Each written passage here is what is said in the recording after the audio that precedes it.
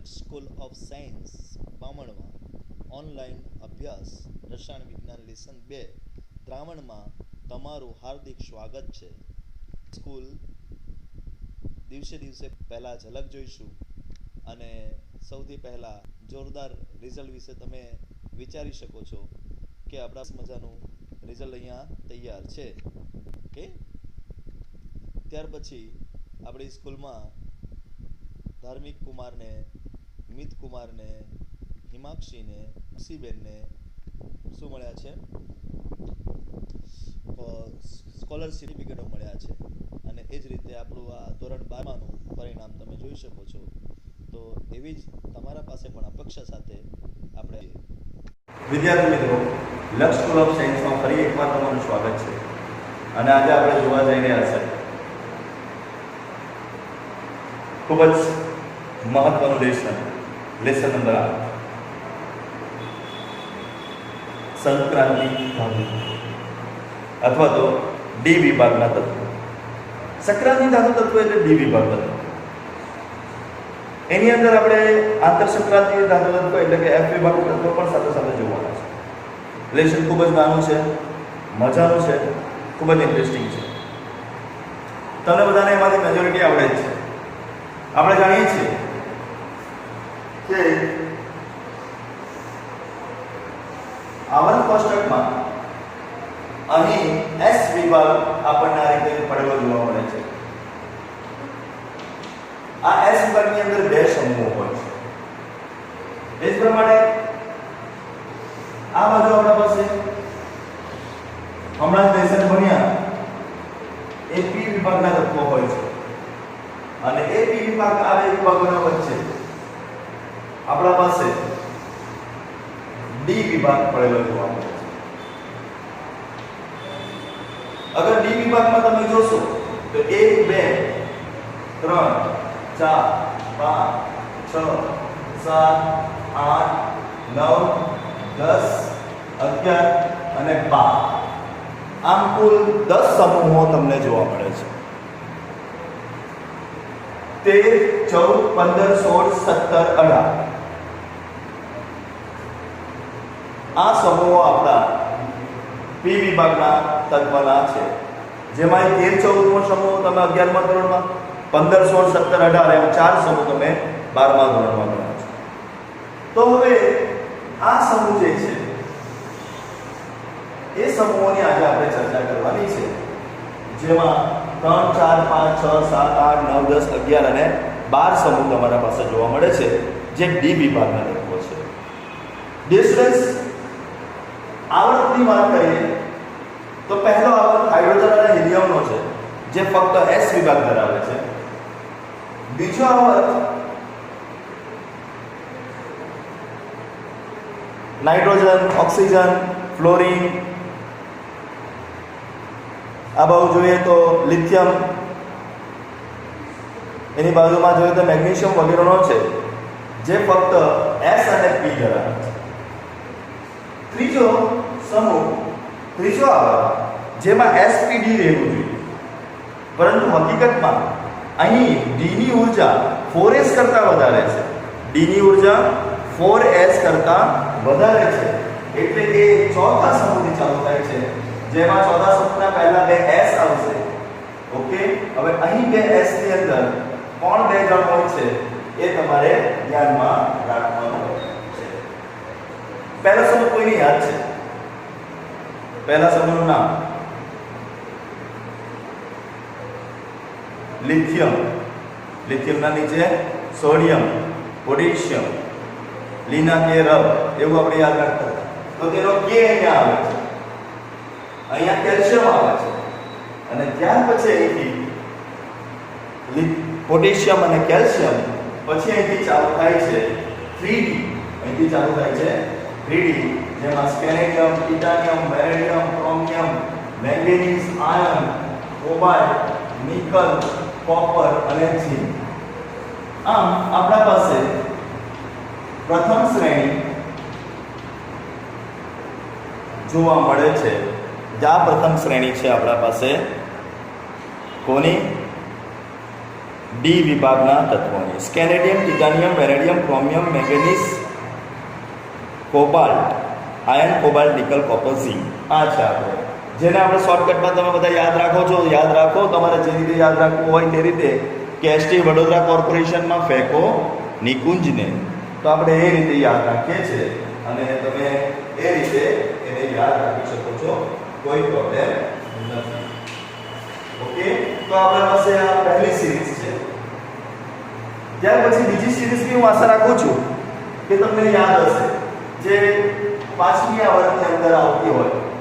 ये झरनाबा मोटी सी रूरा पाड़े AGCD અને આ 2 નંબરની શ્રેણી આપણા પાસે તૈયાર થઈ જાય છે કે ये झरनाबा मोटी सी रूरा पाड़े AGCD યટ્રિયમ, ઝિર્કોનિયમ, મોલિબિડિયમ, ટેક્નેશિયમ, રુડિયમ, રિબેનિયમ, પેલેડિયમ, આર્જેન્ટિનમ અને કેડમિયમ. એ આપણા પાસે આખી સિરીઝના આર્જેન્ટિનમને આપણે સિલ્વર તરીકે પણ ઓળખીએ છીએ. આ સમૂહ યાદ રાખવા જેવો છે. 11મો સમૂહ જરાક ધ્યાન આપતા જજો. આ સમૂહ 11મો મહત્વનો છે અને 12મો સમૂહ પણ મહત્વનો છે. એટલે આ સમૂહને તમારે વધારે ધ્યાનમાં આપવાનું છે. તો એ ઝરનાબા મોટી શિરુડા પાડે AGCD ને એ આપણે ધ્યાનમાં રાખેલું છે. ત્યાર પછી છઠ્ઠા આવૃત્તિની અંદર આપણી પાસે છે લો હાફ ટાવરે ઓશાયર પ્લેટિનમ, ગોલ્ડ અને મર્ક્યુરી. કોનો શાયર છે? પ્લેટિનમ, ગોલ્ડ અને મર્ક્યુરી ને. તો લો હાફ ટાવરે ઓશાયર પ્લેટિનમ, ગોલ્ડ, મર્ક્યુરી.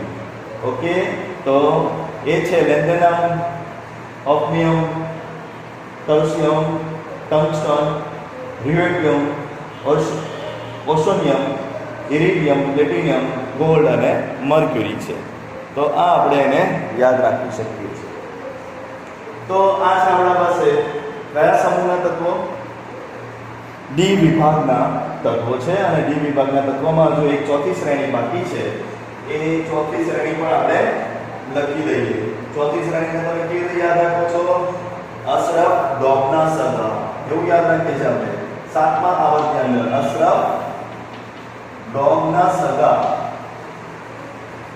ઓકે, બસ, હસ, મત. તો બસ, હસ, મત.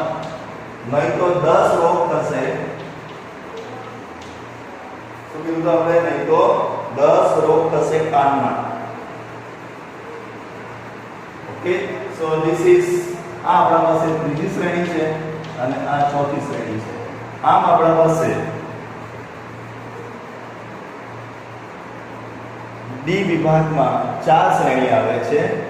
એક્ટિનિક્સ, રુદરફોર્ડિયમ, ડફનિયમ, સિકોર્ડિયમ, બોહોરિયમ, હેશિયમ, મેડેટોનિયમ, ડિસોનિયમ. પછી આવે છે આપણા પાસે રોન્ટિડેનિયમ એન્ડ કોપરનિકસિયમ.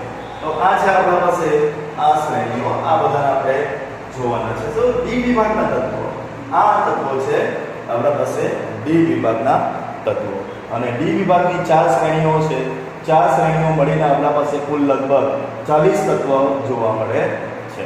જેમાં પહેલી યાદ રાખવાનું છે scandium, titanium, vanadium, chromium, manganese, iron, cobalt, nickel, copper, zinc. એને કોઈ પણ હિસાબે તમારે યાદ રાખવાના છે. ઓકે, અહીં તમારે એના પરમાણુ ક્રમાંક પણ યાદ રાખી શકો છો. પરમાણુ ક્રમાંક કેટલો છે? તો અહીંથી ચાલુ થાય છે. હવે હું એનો પરમાણુ ક્રમાંક લખું છું તો તે જરાક તમારું ધ્યાન રાખજો. આ ડી વિભાગ કાઢી નાખીએ અને એ ડી વિભાગનું હેડિંગ અહીંયા લખી દઈએ. ડી વિભાગના તત્વો છે.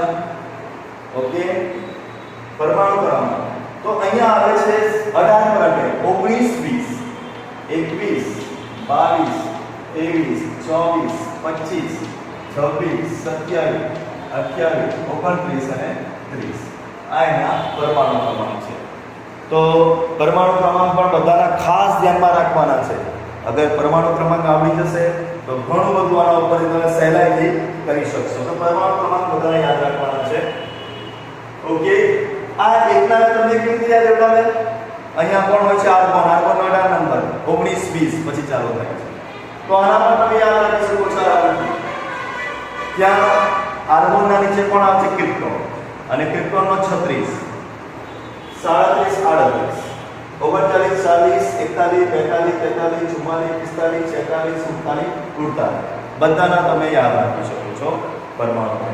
પરંતુ હવે પછી અહીંયાથી આ લેન્થેનમ અને એક્ટિનમમાં અહીં વચ્ચે F સિરીઝ આવતી હોય 14 પ્લસ કરવા પડશે અને ત્યાર પછી અહીંયાથી એના નંબર ચાલુ થશે. તો થોડું ધ્યાન એ રાખવાનું છે કે અહીં F સિરીઝ ચાલુ થાય છે અને એ F સિરીઝના લીધે +14 વધારે કરવાના થશે.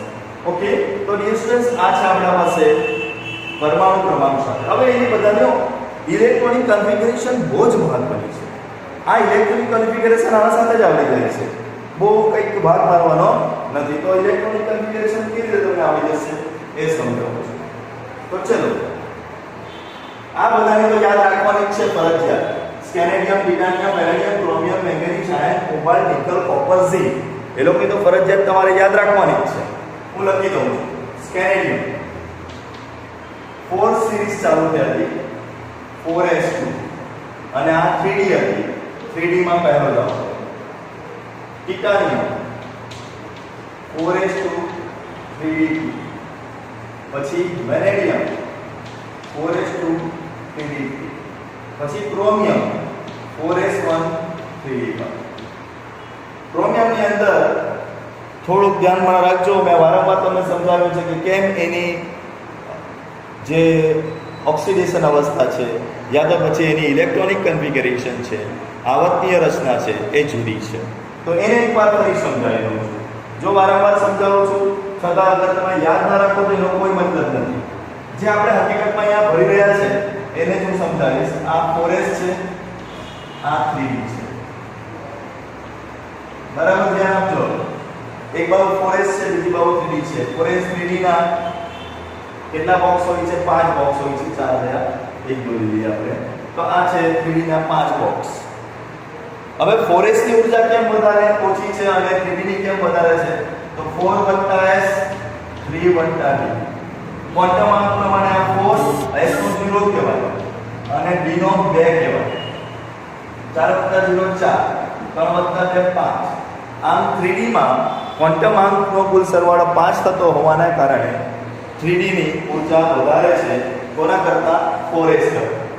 એટલા માટે પહેલો ઇલેક્ટ્રોન 4s માં ભરાય છે અને 4s માં પોટેશિયમનો અને આ કેલ્શિયમનો ભરાય, આ સ્કેનેડિયમનો ભરાય, ટિટાનિયમનો ભરાય. પણ જેમ જેમ ઇલેક્ટ્રોન ભરાતા જાય છે તેમ તેમ બંનેની ઊર્જા હવે સરખી થતી જાય છે. ઇલેક્ટ્રોન ભરાવાના કારણે જે 4s 3d ની જે ઊર્જા મહત્તમ હતી એમાં હવે ઘટાડો થતો જાય છે અને આ 3d 2 ઇલેક્ટ્રોન સાથે ઘટી ગઈ, 3 ઇલેક્ટ્રોન સાથે ઘટી ગઈ, ચોથા ઇલેક્ટ્રોન સાથે એટલી બધી ઘટી જાય છે કે એની જે ઊર્જા છે એ 4s કરતા ઓછી થઈ ગઈ છે. હવે જો આ કન્ડિશનમાં 4s પાસે જો યુગ્મિત ઇલેક્ટ્રોન હોય તો હુનનો નિયમ તૂટી જાય છે. એટલે હિનનો નિયમને સાબિત કરવા માટે આ ઇલેક્ટ્રોન અહીંયાથી અહીંયા આવી જાય છે. હવે હિનનો નિયમ પણ સચવાઈ ગયો, બંનેની ઊર્જા સમાન છે અને એ હિસાબે ઇલેક્ટ્રોનિક રચના હશે 4s1 3d5. તો આવું થાય છે ક્રોમિયમ. તો ક્રોમિયમની ઇલેક્ટ્રોનિક રચના તમારે યાદ રાખવાની છે 4s1 3d5. પછી મેંગેનીઝ પાછો 4s2 આમાં ઇલેક્ટ્રોન ભરાયેલો પેલું એમને એમ જ છે 3d5. Okay,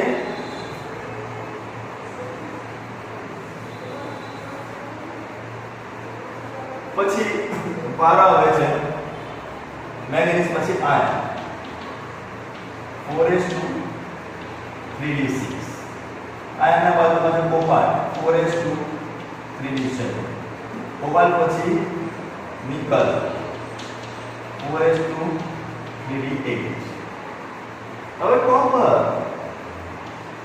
4s1 3d2. કોપરમાં પણ પાછું એવું જ થશે કે અહીંનો ઇલેક્ટ્રોન નીકળીને ત્યાં જતો રહેશે એટલે 4s1 3d8. તો ક્રોમિયમ અને કોપર આ ગેજેટની ઇલેક્ટ્રોનિક રચના સામાન્ય કરતા જુદી છે. ઓકે, અને બાકી રહ્યું છે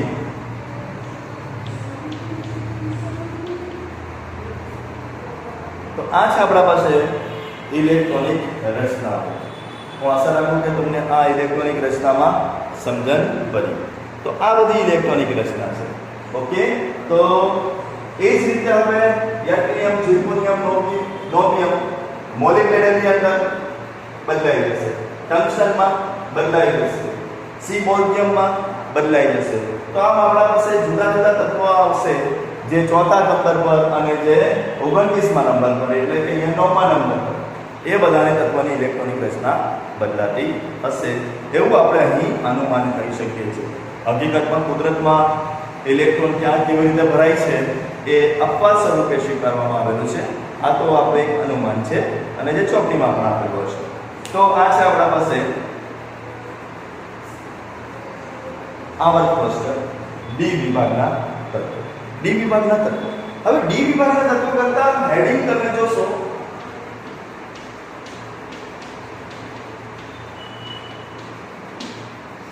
તો હેડિંગ છે સંક્રાંતિ ધાતુ તત્વો. તો અહીં આપણા પાસે પ્રશ્ન ઉદ્ભવે કે સંક્રાંતિ ધાતુ તત્વો અને ડી વિભાગ બંને જુદા જુદા છે. તો મારો જવાબ છે હા, સંક્રાંતિ ધાતુ તત્વો અને ડી વિભાગના તત્વો બંને જુદા જુદા છે. હકીકતમાં ડી વિભાગના મોટા ભાગના તત્વો સંક્રાંતિ ધાતુ તત્વો છે, પરંતુ બધા જ તત્વો સંક્રાંતિ નથી એ યાદ રાખજો. કેમ આવું થાય છે તો એની પહેલા સમજૂતી મેળવીએ કે સંક્રાંતિ એટલે શું. પતંગ ચગાવો છો, મકર સંક્રાંતિ.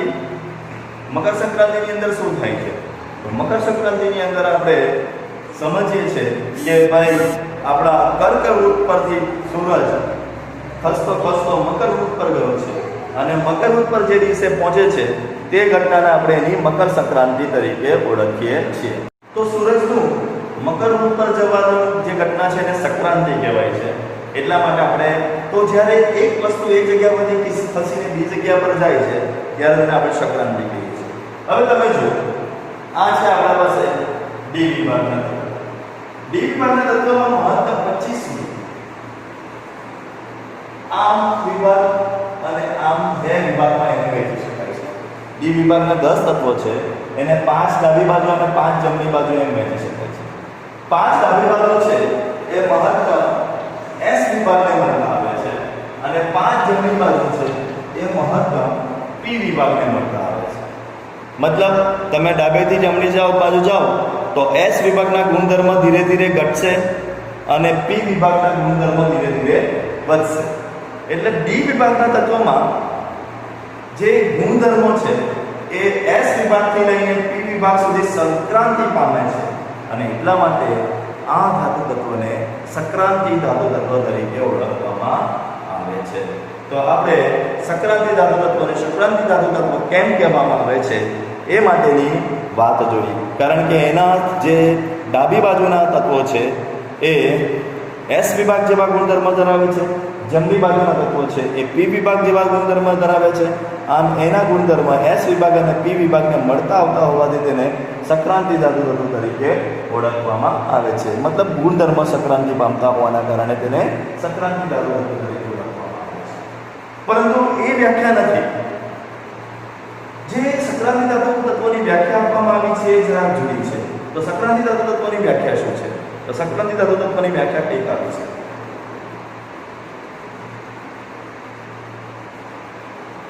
ડી વિભાગના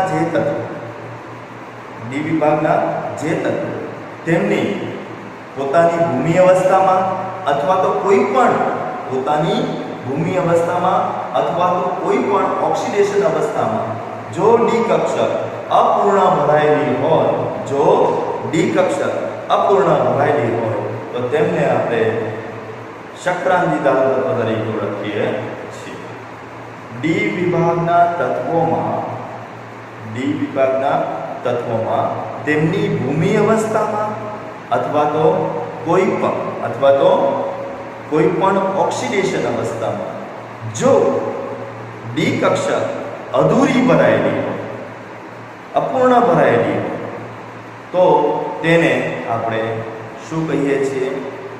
સંક્રાંતિ ધાતુ તત્વ તરીકે ઓળખીએ છીએ. ચલો, ડી કક્ષકમાં એક જ ઇલેક્ટ્રોન છે, 2 છે, 3 છે, 5 છે, 6 5 છે, 6 છે, 7 છે, 8 છે, 10 નથી. 10 નથી, કારણ કે ડી વિભાગમાં કુલ કેટલા હોઈ શકે? 10. હવે 10 ઇલેક્ટ્રોન વાળા કોણ છે? કોપર અને ઝીંક. તો કોપર અને ઝીંકમાં 10 ઇલેક્ટ્રોન છે. એટલે હવે આ બેની ચર્ચા કરીએ. તો કોપરનો ઓક્સિડેશન આંક +1 +2 અને +1 બંને છે. ઝીંકનો ઓક્સિડેશન આંક +2 છે. હવે +2 થવા માટે 2 ઇલેક્ટ્રોન ક્યાંથી જતા રહેશે? 2 માંથી 2 ઇલેક્ટ્રોન જતા રહેશે. એટલે જે બનશે ત્યારે 4s0 3d10 હજુ બી ભરાયેલી છે પૂર્ણ રીતે. કોપરમાં જોઈએ, કોપર +2 બને છે ત્યારે 2 ઇલેક્ટ્રોન ક્યાંથી? 1 ઇલેક્ટ્રોન આમાંથી જશે અને 1 ઇલેક્ટ્રોન અહીંયાથી જશે. એટલે 4s0 3d9. તો કોપર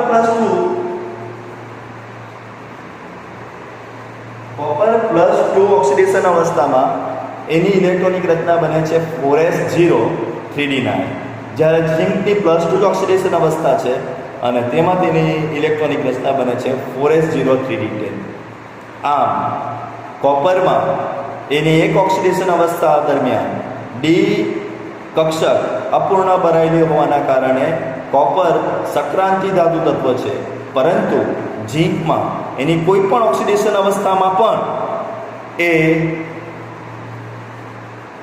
ડી વિભાગ અપૂર્ણ ભરાયેલી રાખતો નથી. એની ડી વિભાગ સંપૂર્ણ જ ભરાયેલો હોય છે. માટે આપણે કહી શકીએ કે ડી વિભાગના સંક્રાંતિ ધાતુ તત્વ તરીકે ઝીંકનો સમાવેશ કરી શકાતો નથી. તો ઝીંક એ સંક્રાંતિ ધાતુ તત્વ નથી. ઝીંક એ સંક્રાંતિ ધાતુ તત્વ નથી. તો પરીક્ષામાં પૂછાય કે કોપરની ઇલેક્ટ્રોનિક રચના 4s1 3d10 અને ઝીંકની પણ ઇલેક્ટ્રોન રચના 4s2 3d10.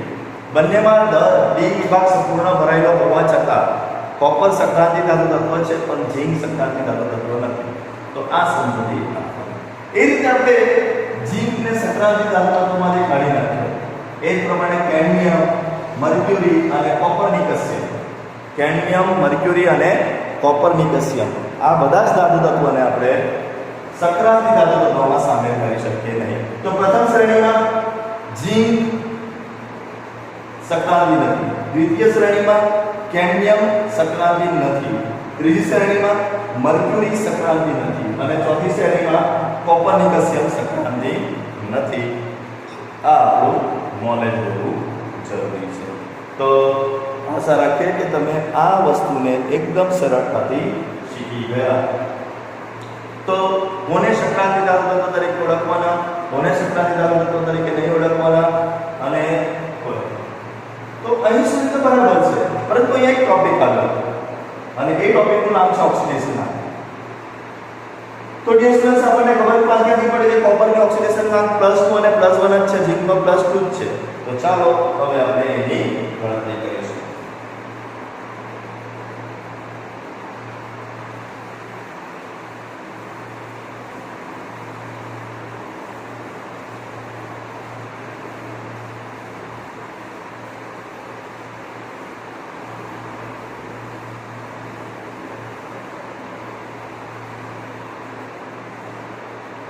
ડી વિભાગની પ્રથમ શ્રેણી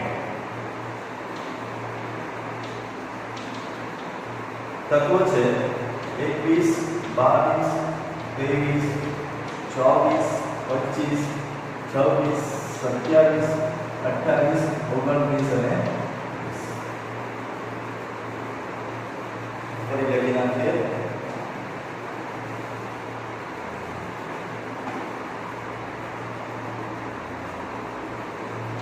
પ્રથમ શ્રેણી 21, 22, 23, 24, 25, 26, 27, 28, 29 અને 30.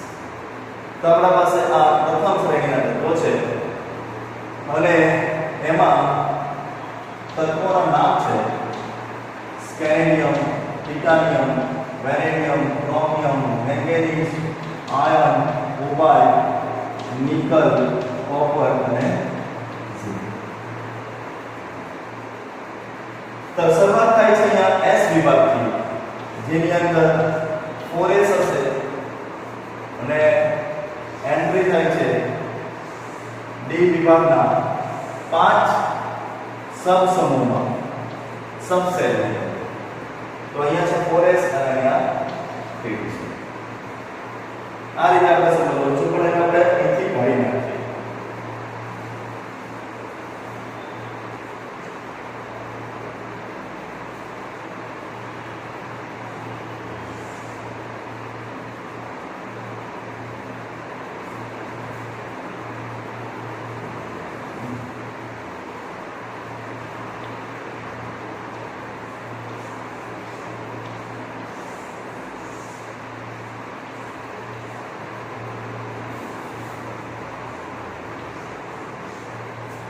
ફોરેસ અને 3.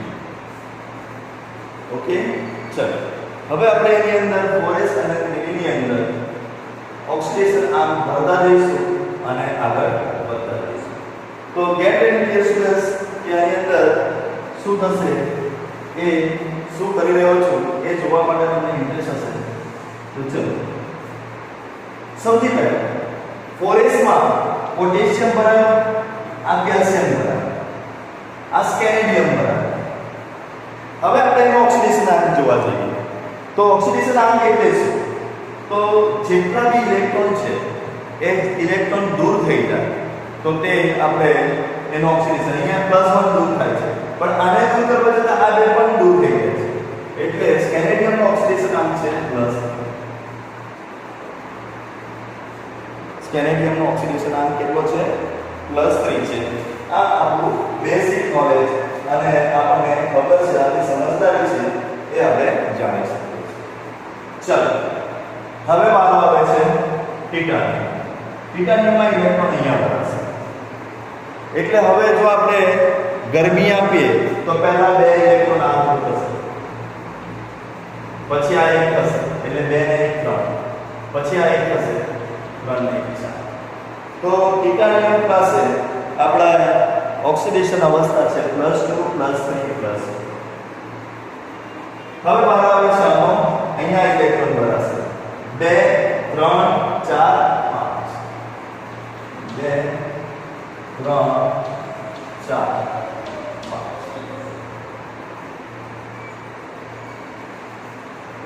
હવે બહાર આવે છે અહીંયા, તો અહીંયા આપણા પાસે શું છે? તો અહીંયા આપણે એવું કહી શકીએ છીએ કે છઠ્ઠા નંબરનો, એટલે 2 3 4 5 6. તો 2 3 4 5 6 એનો ઓક્સિડેશન આંક બને છે. ચલો હવે મેંગેનીઝ માટે તો ઇલેક્ટ્રોન અહીંયા આવશે. તો મેંગેનીઝ માટે 2 3 4 5 6 અને +7 સુધી ઓક્સિડેશન અવસ્થા તમને જોવા મળશે. ચલો પછી ડી વિભાગ યુગ્મિત થાય છે. ડી વિભાગમાં રહેલા યુગ્મિત ઇલેક્ટ્રોનને સરળતાથી કાઢી શકાતા નથી અને એટલા માટે આ નીકળશે નહીં. એટલે હવે 2 3 4 5 6 એટલે રિવર્સ ચાલુ થશે. 2 3 4. મારા ધ્યાનમાં છે ત્યાં સુધી 5મો નંબર આયનમાં જોવા મળતો નથી, કારણ કે આ 2 કાઢ્યું, ત્રીજું કાઢ્યું, ચોથું કાઢ્યું, આ 2 બચેલા ઇલેક્ટ્રોન એકબીજાને પેરિંગ કરી દે છે અને એ પેર થઈ ગયા એને કાઢી શકાતા નથી. ડાયરેક્ટ બંને એકસાથે જ નીકળે, એકનું નીકળતું નથી અને એટલા માટે એમાં +6 સીધી ઓક્સિડેશન આવે છે. જો આ નીકળ્યો, બીજી ઊર્જા આપી એટલે 3 નીકળ્યા, ચોથો નીકળ્યો, પણ થોડીક ઊર્જા આપીશું તો બંને એકસાથે નીકળી જશે, એટલે +5 આવતું નથી, +6 સીધું આવે. એ જ રીતે આપણે કોબાલ્ટની વાત કરીએ તો કોબાલ્ટની અંદર પણ પેરિંગ અહીંયા થશે. તો 2 3 અને 4 આ એનો ઓક્સિડેશન આંક આવી શકે છે. તો કોબાલ્ટનો ઓક્સિડેશન આંક +2 +3 +4 હોય છે. એ જ પ્રમાણે નિકલમાં +2 +3 +4. એ જ પ્રમાણે હવે